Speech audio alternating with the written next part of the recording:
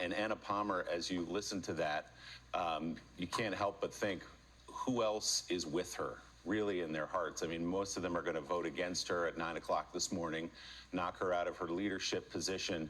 But I think part of the reason they didn't want to hear that message is because they know that she's right, but they can't afford to come out and say it in public and dare cross Donald Trump, despite the fact that what she's standing up for is a free and fair election, saying that it was not stolen, Joe Biden is president, and Donald Trump is lying to you.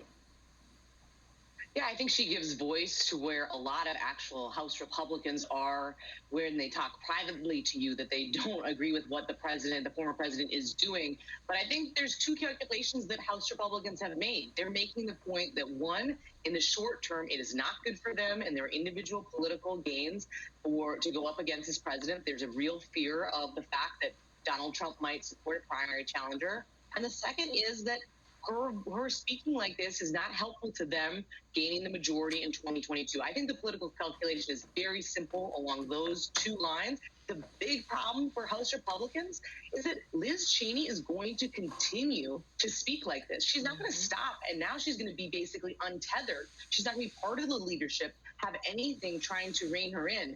And we've been talking to folks, I expect her to continue to speak like this, plainly, loudly, on these same talking points for the weeks and months to come, which is going to be a major problem for Republicans. Anna Palmer, there's more than just the polls of national polls of Republicans, which actually show that an overwhelming number want her gone. There's also, of course, sort of the inside-outside game. It is awfully perilous for the Republican House caucus to go off the side of the cliff when the Wall Street Journal editorial page is blasting them for doing it, when Peggy Noonan is blasting them for doing it, when business leaders are blasting them for doing it, when longtime establishment allies are blasting them for doing it. They ran afoul after January the 6th, and a lot of lobbying interests said they couldn't give money to House members for quite some time. This is a really isolating move for Kevin McCarthy, a really isolating move for this House GOP caucus. Have you talked to any leaders that understand that?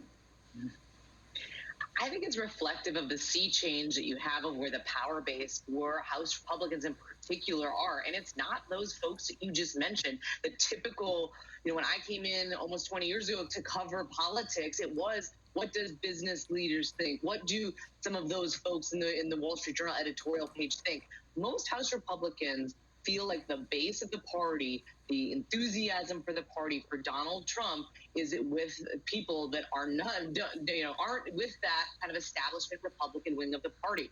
I do think that there is peril there in terms of the long-term value of the Republican Party, and also when you look at what does this mean for elections going forward. Donald Trump has won one election.